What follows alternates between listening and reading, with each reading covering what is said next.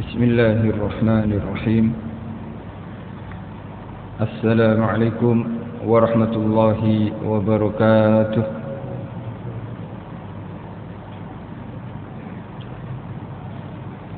Nawaitu ta'allum wa ta'lim wa tadhakkur wa tadhkir wa nafa' wal intifa' wal ifada wal istifada wal hasalatu masuk kitabillahi wa sunnati rasulih hifdhu wa wajlah burbihi wa sahbihi ila hadrati sayyidina wa syafi'ina rasulillah Muhammadin abdillah wa sallam wa ila ruhil imam hujjatul islam Abi Hamid Muhammad bin Ahmad al-Ghazali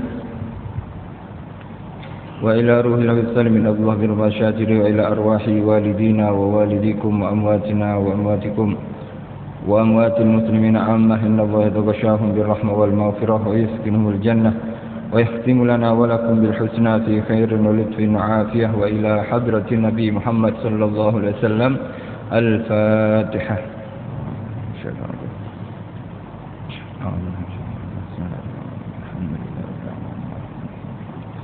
إياك نعبد وإياك نستعين صراط الذين أنعمت عليهم غير المغضوب عليهم آمين.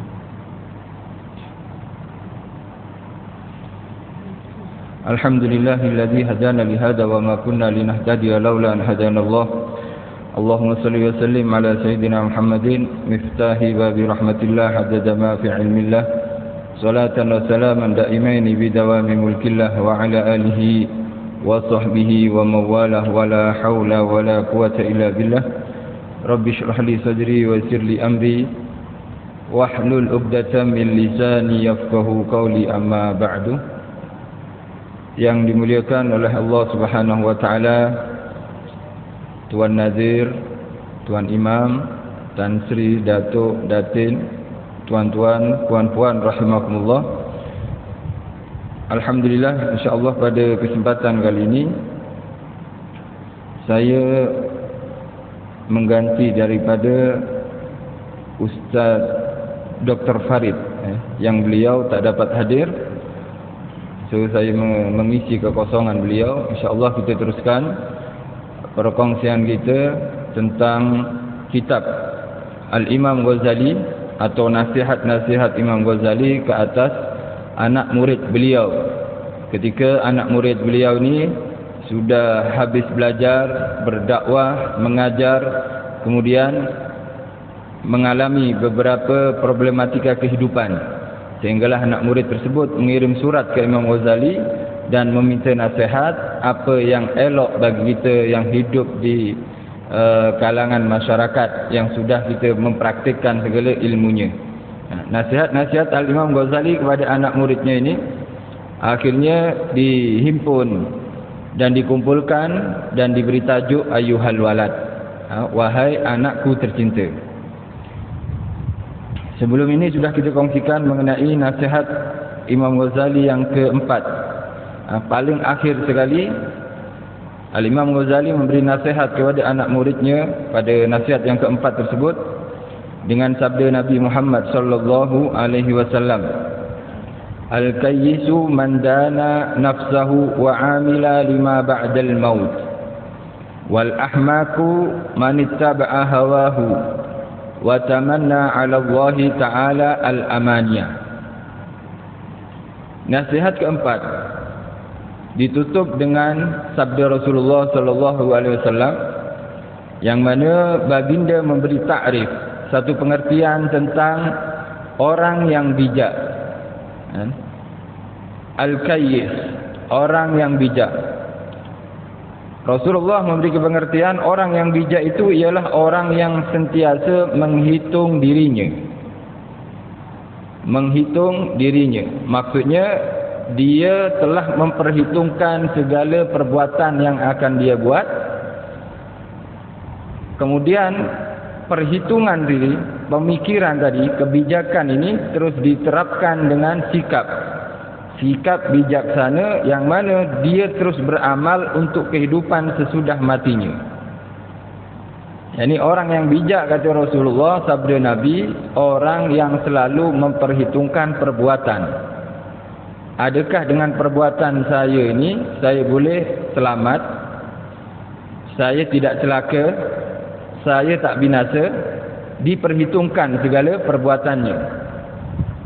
Seperti yang banyak berlaku pada akhir-akhir ini, ketika seseorang sudah termakan dengan emosinya, maka dia sudah tak pandai lagi dan dia dah tak berfikir secara dengan akal sehatnya. Janji saya puas hati, saya buat. Walaupun nanti masuk lokap juga. Janji saya lega hati saya, tak ada masalah walaupun saya binasa. Akhirnya apa yang berlaku? Sebab dikarenakan duit berapa RM100 saja, dia sudah berani membakar kawannya. Atau dikarenakan dipotong queue dia berani dia langgar bahkan pukul kereta di depannya. Akan selalu banyak berlaku ini. Jadi kalau kita sudah nak cepat, kita pun nak racing ni, nak cepat-cepat, kemudian ada orang potong queue. Lala sekali kita tak lepas traffic light lampu merah ni. Yang depan tu asyik selamba je. Oh, tak puas hati dikejar juga. Kejar, buka pintu, pukul kereta je. Dipecahkan tingkapnya atau kaca daripada kereta tersebut. Ini merupakan satu perbuatan yang orang ni sudah hilang akal sihatnya. Orang bijak kata Nabi Muhammad SAW, jangan setakat nak puaskan hati saja, tapi kena fikir betul-betul. Ketahuilah bahawasanya kita tak puas hati, maknanya kita sakit hati. Dan kita sakit hati itu ada balasannya daripada Allah Subhanahu wa ta'ala. Tak sengaja kita lambat nak lepas daripada traffic light, tapi belakang dah horn. Dia tak tahu, kita pun tak perasan. Di horn kuat. Apa yang kita buat? Kalau kita ikutkan hati, perasaan, hawa nafsu kita turunlah. Kita tarik handbrake kita menuju kat belakang. Kita maki dia, misalkan. Dalam kereta saya ni ada orang tua, dia ada jantung. Apa awak hon-hon? Tak perasa macam-macam lah kita buat. Lala sekali penyesalan yang kita dapat. Sekali pukul, habis masuk lokal. Sudah menyesal. Kalau dah masuk penjara, maka dia nak menyesal pula. Na'udzubillah kalau sampai dia membunuh, mencederai atau berbuat sebarang jenayah kepada orang lain. Nabi Muhammad SAW, orang bijak ni bukan setakat berfikir, tapi sikap yang dia ambil pun adalah bijaksana, dan dia laksanakan apa yang dia ambil.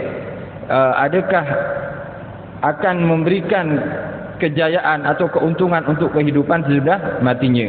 Dan orang yang bodoh, kata Rasulullah SAW, sabda Nabi, dan orang yang bodoh itu ialah orang yang selalu memperturutkan hawa nafsunya. Ini yang paling last sekali kita kongsikan. Ahmak yakni qaf akhirnya, bukan Ahmad ya. Ahmad ni nama Nabi, nama saya juga Ahmad. Tapi ahmak ni qaf akhir dia, alif atau hamzah, ha, mim, qaf. Ahmak ni artinya dia bodoh. Hakikatnya ahmak adalah sifat yang level dia di atas bodoh. Jadi lebih teruk daripada bodoh itu sendiri. Itu ahmak. Ahmak dikatakan oleh Nabi ialah orang yang selalu menturutkan hawa nafsunya dan hanya banyak berangan-angan untuk mendapat kemurahan Allah Subhanahu wa ta'ala. Selepas dia memaki orang, selepas dia memukul orang, selepas dia melukai orang, baru dia mengharap daripada Allah ampunan. Saya ni orang baik, saya ni benar tadi, saya tak salah. Berangan-angan seperti ini, padahal perbuatannya sangat bercanggah dan berlawanan dengan apa yang dia lakukan. Alhasil memang hidup di dunia ini kita tak selamanya bahagia. Tak semua orang dapat membesarkan hati kita atau menyenangkan atau membahagiakan hati kita. Ada sebagian orang tu menyakitkan hati kita. Tapi ketahuilah, bila kita bahagia melihat seseorang atau bila kita sakit hati sebab perkataan seseorang, itu dua-duanya boleh menyebabkan kita dapat pahala. Mendapat pahala. Bila seseorang ni senyum kepada kita, seronok melihatnya, kita pun senyum kepadanya, kita dapat pahala sebab senyum kepadanya. Ada juga orang selalu masam, sekali cakap tertancap tombak perkataannya kepada hati kita, sakit hati kita. Dan apa yang kita balas? Senyuman. Kalau mampulah senyum. Kalau tak mampu, apa yang perlu dibuat? Diam saja, tak perlu balas. Dia menunjukkan satu kesabaran walaupun dalam hati itu geram. Sifat manusia itu marah. Marah ni tabiat manusia, sudah biasa. Bahkan kalau orang tak marah tak normal. Dan yang orang hebat ini bukan orang yang tak ada marah. Orang yang hebat adalah orang yang sanggup menahan amarah. Dia marah ada, tapi sanggup ditahan. Ini hebat orang. Ada orang maki dia, dia diam. Sebab kenapa? Dia tahan amarahnya. Wa kadhimil ghaid, dan menahan amarahnya. Wal afu anil nas, dan juga dia bila mampu maafkan siapa yang memaki dia tadi. Innallaha yuhibbul muhsinin. Sesungguhnya Allah sangat cinta kepada orang-orang yang buat ihsan. Apa bentuk ihsan orang ni? Bersabar, menahan amarahnya, tak melampiaskan kemarahannya, dia tahan walaupun dia nak buat suka hati sampai hati dia lega atau puas hatilah, sampai puas hati dia tahan. Sebab kenapa? Sebab dia tahu perkara tersebut hanya membinasakan dan mencelakakan kepada diri kita sendiri.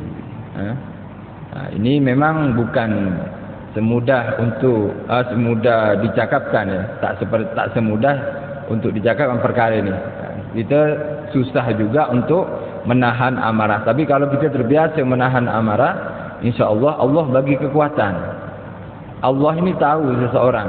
Kita ini memang khuliqal insanu dha'ifa. Manusia ini memang diciptakan lemah. Kita nak buat apa-apa lemah. Bahkan kita nak solat pun tak mampu. Melainkan Allah bagi kekuatan kita, akhirnya kita mampu solat.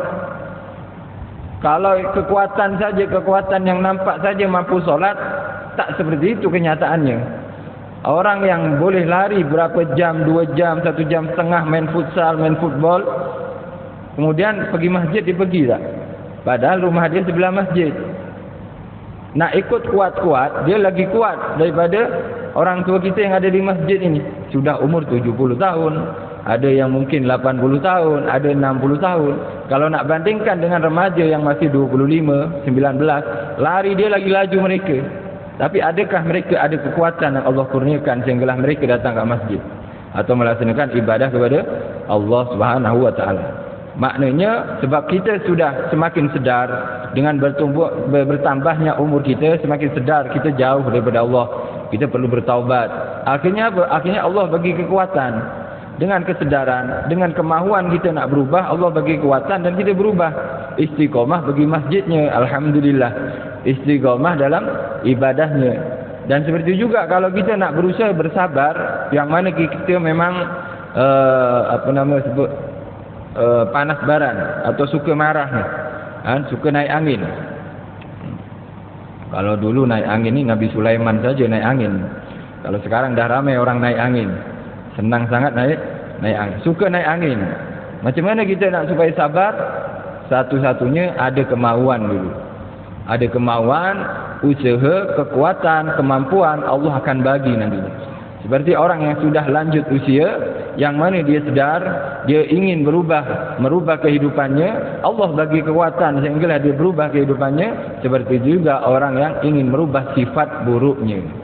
Sebab perangai dalam diri kita tak semuanya baik.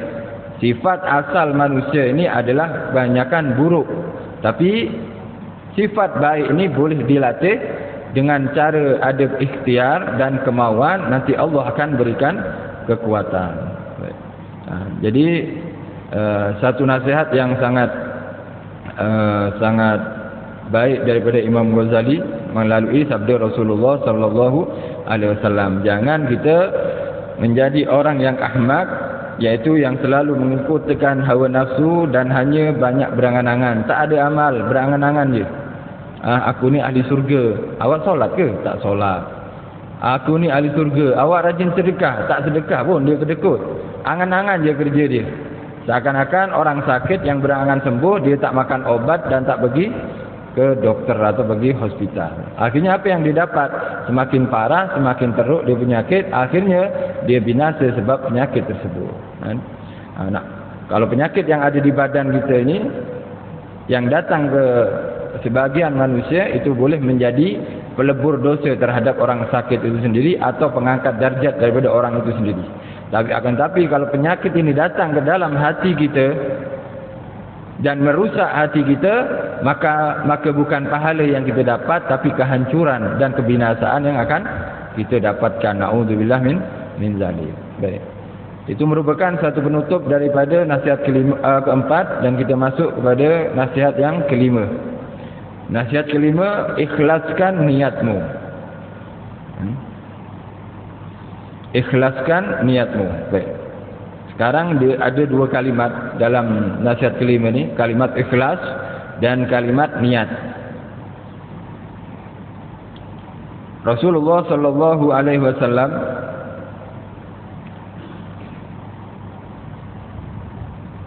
pernah ditanya oleh sahabat, yakni sahabat Huzaifah. Sahabat Huzaifah ni bertanya kepada Rasulullah, "Ma huwal ikhlas?" Ikhlas tu apa ya Rasulullah? Rasulullah tak menjawab dengan hawa nafsu. Akhirnya Rasulullah menunggu Jibril. Ketika Jibril turun, Rasulullah tanya ke Jibril, "Ya Jibril, ikhlas tu apa?" Jibril pun tak tahu ikhlas tu apa. Akhirnya Jibril bertanya kepada Allah Subhanahu wa ta'ala. Maka Allah memberitahu Jibril supaya diberitahukan kepada baginda Nabi Muhammad SAW, ikhlas ialah rahasia. Rahasia Allah yang Allah letakkan di hati hamba-Nya yang dicintainya.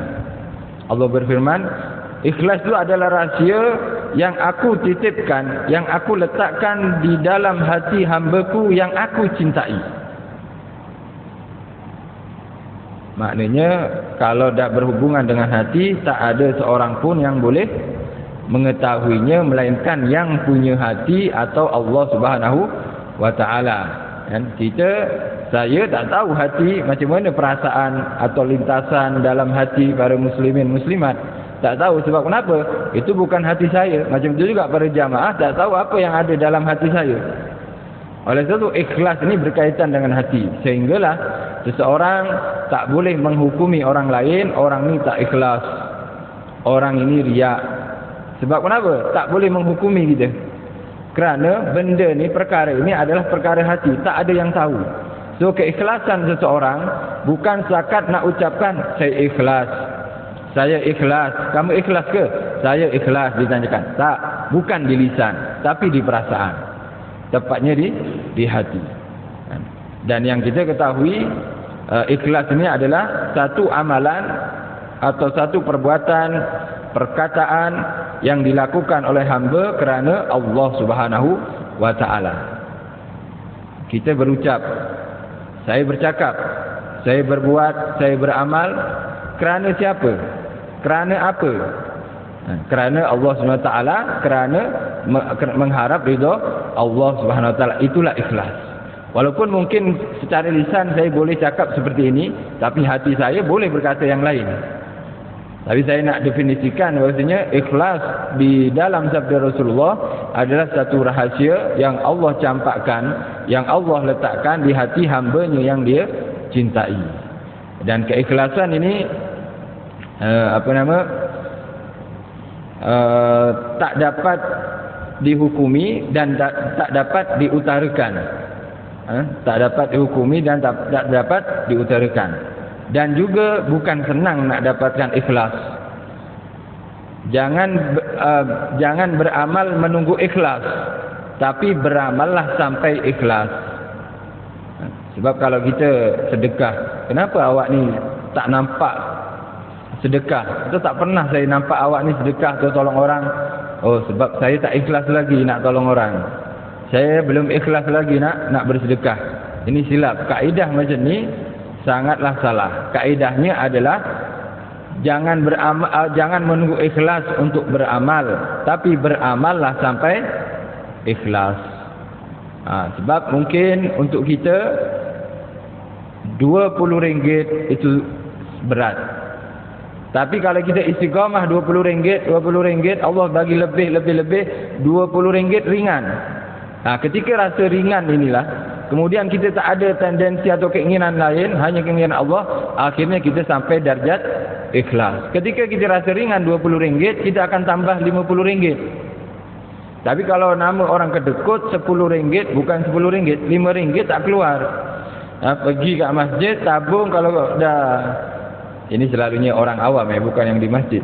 Bukan yang jamaah yang ada kat sini. Di luar sana kalau ada tabung dah jalan, cara dia pertama buat-buat tidur. Ini cara orang kedekut lah macam saya. Ya. Buat-buat tidur, tabung dah nak dekat, buat tidur. Tapi kalau nak alim sikit, buat-buat solat lah. Allahu Akbar, tabung dah lalu, dah lepas. Itu caranya. Tapi kalau dah terpaksa, dia dah prepare awal-awal, sediakan duit RM1, RM2. Padahal gaji RM15,000. Sedekah kat masjid RM1, RM2. Tapi alhamdulillah masih sedekah walaupun terpaksa. Alhasil ikhlas ini perlu seperti marah tadi, perlu latihan, perlu training, perlu bertahap, ya. Bertahap. Bukan orang selalu ikhlas. Sama dengan kita nak solat tahajud, susahlah saya kena paksa lah solat tahajud ni. Tak ikhlas saya sebab saya terpaksa. Tak ikhlas saya sebab saya tak dengan senang hati. Tak apa, buat je. 1 malam, 2 malam, sebulan, 2 bulan, ente buat, lama-lama ente tinggal, ente rindu pada solat tahajud. Ya Allah, tak best juga tak solat tahajud malam tadi. Kalau dah terlajak, kita akan merasa rugi. Tanda hati kita dah cinta kepada satu ibadah. Maknanya dalam ibadah ni, bila kita sudah rasa cinta kepada satu ibadah, itu merupakan satu tanda keridhaan Allah kepada kita. Dalam satu makalah, seorang ulama berkata, saya lupa ulama yang berkata ini, alamatul ridallahi 'alal 'abdi, tanda-tanda ridha Allah kepada hamba ini adalah halawatul ibadah lil 'abdi wa marrul maksiati 'alal 'abdi. Tanda ridhanya seorang hamba, tanda ridhanya Allah kepada hambanya adalah kemanisan iman yang dirasai oleh hambanya. Rindu, ya Allah, menyesal, ada menyesal tu dah ada iman, dah ada lebih iman dia. Kemanisan iman yang dirasai, kemanisan ibadah yang dirasai oleh hambanya, dan juga kepahitan maksiat bila dilakukan oleh hambanya. Maknanya kalau hamba ini buat taat, rasa sejuk, hati tenang. Kemudian rasa sedap, rasa sedap, rasa nikmat. Rasa nikmat. Bila kita duduk, kan kita kadang kalau kita duduk di saf pertama atau saf kedua, istilahnya kita solat berjamaah, kadang kita berdiri ni tenang, nikmat. Sebab kenapa? Kita kadang tengah kalang kabut. Bila ada di rumah ni banyak masalah, di office banyak masalah, di jalan pun banyak masalah, sampai kat masjid merasa ada kenikmatan. Bila seorang hamba ini sudah ada rasa nikmat dalam ibadahnya, itu tanda ridha Allah. Seperti itu juga bila ada rasa pahit ketika dia maksiat, itu pun tanda ridha Allah Subhanahu wa taala kepada seorang hamba. Kepada seorang hamba. Dan bila ini dilakukan, maka orang tersebut akan masuk kepada orang-orang yang dimudahkan oleh Allah untuk menjadi ikhlas.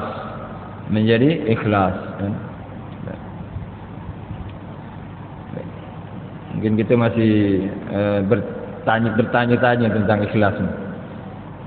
Tapi ada dalam satu kitab ini disebutkan alamatul ikhlas. Itu salah satu. Tanda ikhlas ni ada 3.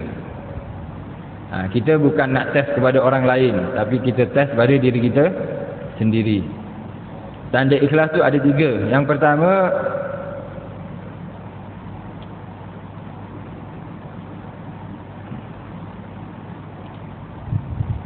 istiwa'ul madhi waz zammi, yakni sama baginya antara pujian dan cacian. Sama ke atas orang ini, baik dia dipuji atau dicaci. Orang ni bila dipuji, dia akan tambah banyak. Tambah banyak apa? Sedekah. Orang ni, awak memang pemurah lah. Lepas tu sedekah tu nampak kawan yang memuji dia. Sebab pujian dia, akhirnya ditambah sedekahnya. Sedekah untuk apa? Wakaf anak yatim. Mula-mula dia nak sedekah 100, tapi tak sedap pula kawan tu puji saya, bagi 500. Tapi orang yang ikhlas, dia dapat pujian ke, atau ada orang yang memaki dia, dia ikhlas, benda tu memang dia akan buat. saya memang nak bagi 500. Awak puji ke, awak tak puji ke, saya akan bagi 500. Ada orang muji tentang solatnya. Ketika mendengar ada pujian, siapa yang kata orang yang rajin solat tu? Tu saf awal tu tengah solat sunnah. Kita dengar orang cakap macam ni. Apa yang kita buat? Lama solatnya. Subhanallah, tasbih rukuk yang selalu ni dibaca 3 kali, dia baca 11 kali. Surah selalunya Al-Kafirun dan Al-Ikhlas Wallahu Ahad, dia baca surah Yasin misalkan. Panjang dia punya. Oh, masya-Allah sudah.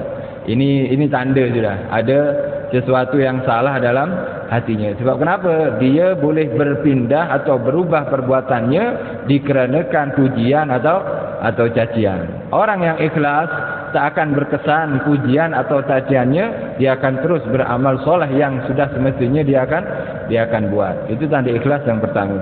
Tanda ikhlas yang kedua, nisanul amal ba'da amalih, yakni melupakan amal baik selepas melakukannya. Ini tanda ikhlas. Melupakan amal baik selepas dia melakukan amalan tersebut. Dah bantu orang, lupa dia.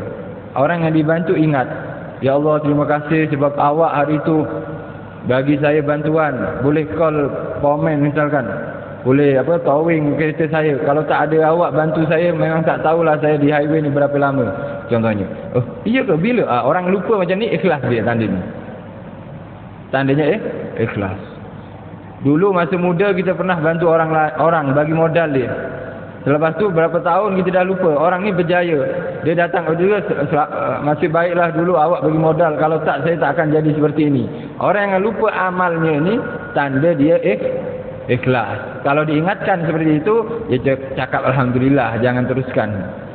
Sebab kenapa? Sebab kita kalau menyebut-nyebut kebaikan, perkara tersebut boleh merusak, bahkan menghapus, memadam pahala sedekah kita. Allah SWT berfirman, la tubtilu shadaqatikum bil manni wal adza. Janganlah kalian batalkan pahala sedekah kalian dengan cara manni, menyebut-nyebut kebaikan. Awak tak ingat ke dulu saya bantu awak ni? Awak tak ingat ke dulu saya tolong awak ni? Awak tak ingat ke disebut-sebut kebaikannya? Perkara ni boleh melebur atau memadam pahala kebaikan kita. Lagi-lagi kalau sedekah, boleh tak ada pahalanya sedekahnya. Wal adza dengan cara menyakiti. Dengan cara menyakiti, dihina dia. Kenapa awak menghina dia? Ya, aku yang tolong dia. Ada apa dia dulu? Bukan apa-apa. Dia orang miskin je dulu. Kalau aku tak tolong, tambah miskin mungkin dia. Istilahnya, tambah menyakiti kepada orang yang ditolong. Memang padam pahalanya. Memang terbatal pahala yang sepatutnya dia dapat. Baik. Tanda ikhlas yang terakhir, yang ketiga, ikhfa'uhu minat ta'at basyariyatis salamah, yakni menyembunyikan satu ketaatan yang mungkin untuk disembunyikan. Ini tanda ikhlas yang ketiga. Tanda ikhlas yang pertama, sama baginya antara pujian orang dan cacian. Dia akan buat amal ibadah juga. Yang kedua, melupakan amalan baik.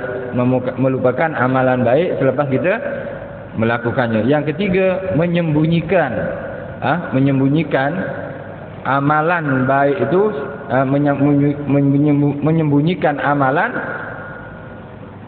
yang mampu kita untuk sembunyikan. So, amalan ini ada amalan yang kita kena berjamaah seperti solat ni. Solat berjamaah tak mungkin kita sembunyi. Macam mana nak jamaah kalau sembunyi-sembunyi dia? Sama dengan pergi haji. Orang nak pergi haji, saya nak rahsia saja pergi haji. Rahsia macam mana? Dia kena jumpa orang juga. Tapi ada satu amalan yang dia mampu untuk menyembunyikannya. Contohnya sedekah. Dia sebetulnya tak perlu cerita kepada keluarga, tapi dia ceritakan kepada keluarga. Benda macam ni kan dah sering berlaku antara kita. Bagi kita yang sudah berkeluarga, ada isteri atau ada suami, selalunya balik rumah ni kita akan cerita nanti. Oh, tadi saya jumpa kawan lah, Saya jumpa kawan, lama tak jumpa dia, cerita apa yang kita alami dalam masa kita keluar tu akan diceritakan. Tak ada masalah perkara ini, tapi kalau tentang ibadah, eloknya jangan diceritakan. Contohnya kita sedekah kat masjid, atau kita tolong orang kat jalan. Oh, saya tadi tolong orang kat jalan, diceritakan kepada siapa? Suaminya. Elok jangan. Elok disembunyikan, walaupun kepada ahli keluarga kita sendiri. Kecuali kita menginginkan keluarga itu berubah dan meniru sikap kita. Kita cerita kepada anak kita, tadi mama nampak orang buta, kasihan dia. Mama tanyalah, dia orang mana, dah makan ke belum? Tanya belum makan, akhirnya mau belikan makanan, istilah. Dia cerita kepada anaknya. Untuk apa? Untuk supaya anak tu bila jumpa orang buta ikut mamanya, tapi dengan syarat tak ada nak tunjuk pada amalan itu sendiri. Kalau kita tak mampu, oh pasti nak tunjuk ustaz, elok dirahsiakan. Elok dirahsiakan. Itu adalah tanda ikhlas, tanda ikhlas yang ketiga, yakni menyembunyikan satu amalan. Oleh itu baginda Nabi Muhammad sallallahu alaihi wasallam solat qabliyah ba'diyahnya banyak dilakukan di rumah Rasulullah ini. Solat qabliyah dan ba'diyah baginda Nabi, baik qabliyah subuh, ba'diyah zuhur, qabliyah zuhur dan semacamnya, itu kebanyakan adalah dilakukan di rumah oleh baginda Nabi Muhammad sallallahu alaihi wasallam. Oleh itu para ulama menyimpulkan satu kaidah. Ketika ada satu permasalahan, solat sunnah ni mana tempat yang lebih afdal, yakni di mana kita lebih utama untuk melaksanakannya, untuk solat sunnah. Adakah afdal di masjid atau afdalkah di rumah? Di sini ulama menyimpulkan satu kaedah, bila solat sunnah tadi adalah solat sunnah yang disyariatkan berjamaah, maka afdal di masjid. Bila solat sunnah tadi disyariatkan berjamaah, maka afdal di masjid, seperti solat gerhana, solat minta hujan, solat tarawih, solat witir di bulan Ramadan. Solat-solat ini adalah solat sunnah yang disyariatkan berjamaah, maka afdal di masjid. Adapun solat sunnah yang tidak disyariatkan berjamaah, maka lebih utama ditunaikan di dalam rumahnya masing-masing. Kecuali solat duha. Solat duha tidak disyariatkan berjamaah, tapi solat duha para sahabat sentiasa banyak kali nampak Rasulullah solat duha di masjid. Oleh itu solat duha ini pengecualian daripada kaedah. Solat duha bila kita mampu di masjid, afdal di masjid. Tapi kalau saya tunggu di masjid, memang saya tak pergi masjid lah ustaz, saya tak solat duha. Kalau seperti ini, ya baik di rumah sudah, daripada tak buat. Sama dengan kita sekarang ni, kita alang-alang di masjid, kita solat, boleh solat qabliyah isyak dan atau ba'diyah isyak, tapi bahkan witir mungkin. Tapi kalau dah sampai rumah ustaz, susah, nampak bantal dah habis dah cerita dia. Nampak pinggan habis, memang terus lapar, batal wuduk dah sejuk pula. Akhirnya tak solat. Orang seperti ini yang dia tahu tabiat dia, nafsu dia, diri dia, bila dia tak solat ba'diyah di masjid, dia tak akan solat afdal di masjid. Walaupun pada hakikatnya, yakni sebetulnya solat ba'diyah itu afdal di rumah. Sebab orang ni akan tinggalkan bila tak solat di rumah, baik solat di masjid sudah. Baik solat di masjid. Itu menjadi pengecualian. Baik. Daripada sana kita ketahui Rasulullah SAW banyak solat sunnahnya di rumah. Untuk apa? Untuk menjaga diri daripada riak, atau lebih ikhlas untuk melaksanakan diri sendiri. Memang bila seseorang ni solat, akan turun rahmat Allah kepada tempat yang dia tu solat. Jadi kalau di masjid ni kan selalu ada solat 5 waktu dan sebagainya, rahmat selalu turun di masjid ni, tempat rahmat masjid. Macam mana rumah kita nak jadikan macam ni? Itu Nabi syariatkan solat sunnah di rumah. Kita solat sunnah di rumah, kita solat juga turun rahmat daripada Allah Subhanahu wa taala. Baik. Marhaba.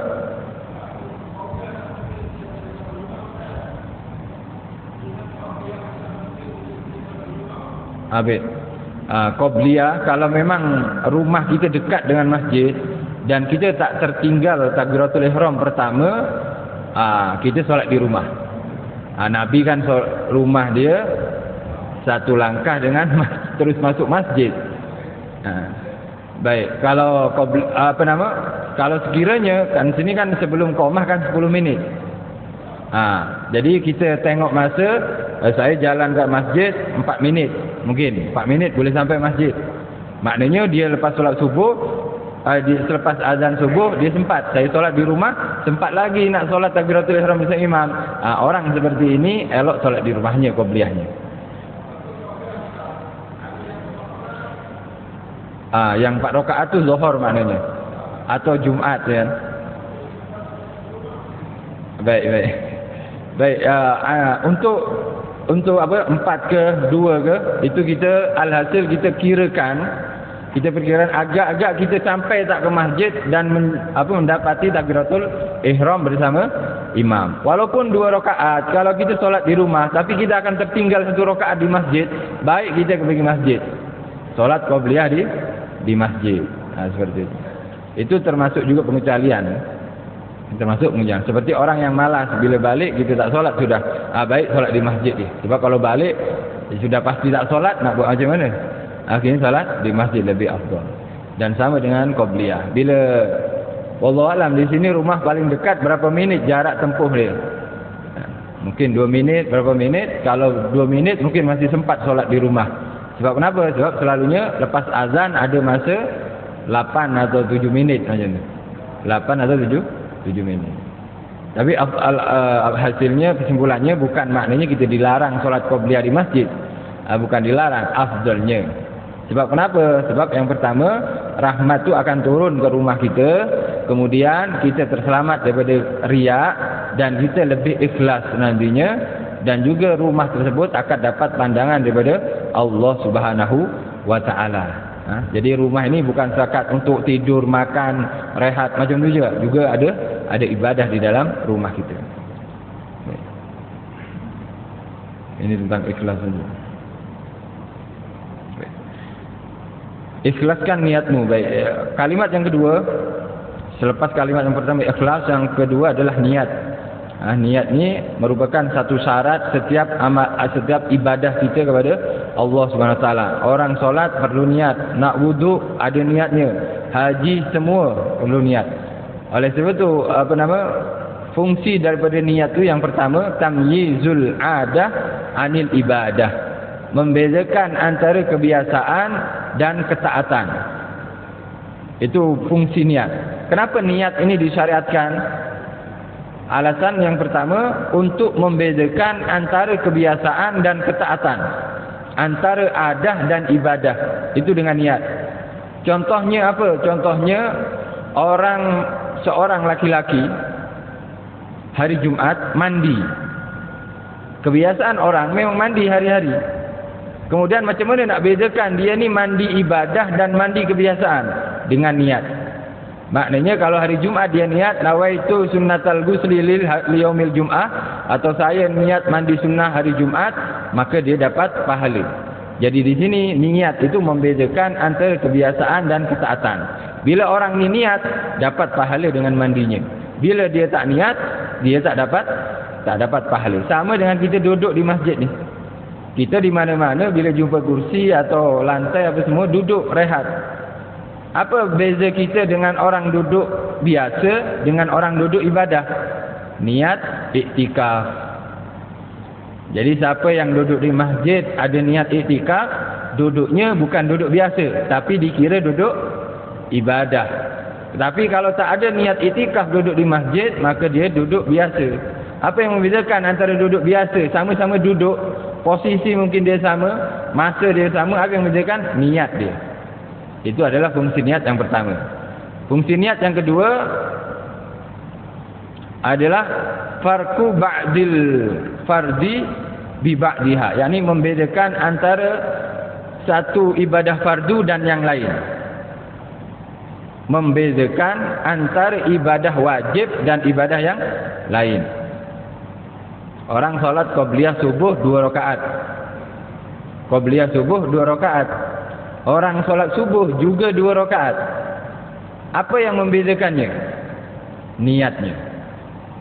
Kalau qabliyah subuh mungkin dia niat usolli sunnatas subhi atau usolli qabliyatas subhi, usolli qabliyah misalkan. Itu boleh mana-mana. Tapi solat subuh usolli fardhu subhi. Oleh itu para ulama membezakan cara niat fardu dengan cara niat sunnah itu lain. Kalau fardu kena ada 3 kalimat. Ada kalimat sahaja usolli, kalimat fardu dan kalimat solat yang dia mentakyin, menentukan solat yang dia akan lakukan, subuh ke atau isya. Usolli fardhul isya'i. Jadi ada usolli, ada fardu, ada isya. Lain dengan sunnah. Kalau sunnah itu cukup usolli dan sunnah apa yang nak dia buat. Contoh witir. Ada orang solat usolli sunnatal witri, boleh. Tapi kalimat sunnah itu tak wajib sebetulnya. Kalau kita cakap usallil witra, itu dah cukup tu. Sebab kenapa? Sebab cara niat ibadah sunnah atau solat sunnah ini hanya memerlukan 2 perkara saja. Kalimat al-ghasad, yakni sahaja usolli, dan ta'yin. Ta'yin menentukan solat apa yang nak dibuat. Witir ke, duha ke, maknanya usolli duha, usolli witra, usolli tahajjuda. Lah sunnah tak boleh ke? Usolli sunnatas witri, usolli sunnatas duha, itu boleh. Tapi sebetulnya tak ayat sunnah pun kita dapat pahala, dikira sah solat sunnah gitu. Itu kalau solat sunnah yang muakkad, ada waktu. Ada solat sunnah mutlak. Solat sunnah mutlak yang tak ada kaitan dengan sebab, tak ada kaitan dengan waktu. Saja je nak solat. Maka cukup cara niatnya usolli saja. Allahu Akbar dalam hatinya usolli. Itu saja cukup. Solat apa dia Ustaz? Itu nama dia solat sunnah mutlak. Kalimat apa yang perlu dilintaskan dalam hati ketika takbir? Kalimat usolli saja. Itu darjat niat yang disimpulkan dalam kitab-kitab fikah selalu. Jadi kalau solat ni solat fardu, maka kena ada tiga perkara. Usolli fardhu isya ke, subuh ke, atau zuhur dan lainnya. Tapi kalau solat sunnah terus saja usolli dan solat sunnah itu langsung. Usolli witra, usolli duha, usolli tahajud, usolli hajah, solat hajat misalkan, usolli taubah, solat taubat maknanya dia. Dan sunnah mutlak. Kalau sunnah mutlak cukup kalimat usolli saja. Cukup kalimat usolli.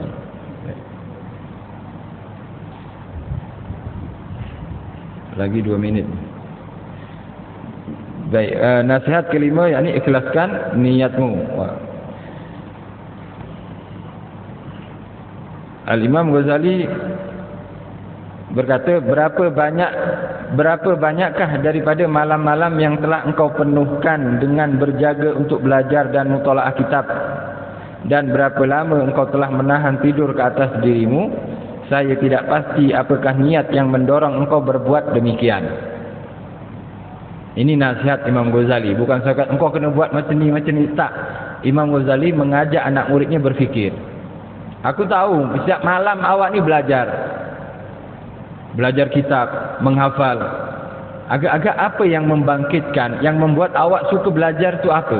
Apa niat dan tujuan awak ni? Adakah niatnya untuk menghilangkan kejahilan pada diri awak dan ingin berdakwah kepada orang lain yang tidak mengetahui ilmunya? Ataukah awak hanya setakat ingin kenikmatan dunia saja? Ada orang yang belajar betul-betul menghafal, kemudian menyusun perkataannya dengan kata-kata yang sangat indah. Tujuannya apa? Terkenal dengan keindahan, masyhur. Bahkan ada sebagian yang lain untuk memasang harga. Masang harga. Kalau nak jemput saya 3,000 tau. 3,000 1 jam kan, ada orang macam ni. Auzubillah min zalik. Memang kalau dia dengan ceramahnya memang cantik ceramah dia. Tapi kita tak nak hukumi orang lain, kita hukumi diri kita sendiri. Imam Ghazali menyuruh anak muridnya berfikir. Fikir balik apa yang membangkitkan engkau untuk beramal baik. Mungkin ini saja yang saya boleh kongsikan. Minta maaf ada salah silapnya. InsyaAllah akan kita sambung pada kesempatan akan datang perkongsian atau kitab ini. Terima kasih semuanya. Jazakumullah khairan katsira. Salah silap terkasar kata minta maaf. Wabillahi taufiq wal hidayah war ridha wal inayah. Assalamualaikum warahmatullahi wabarakatuh.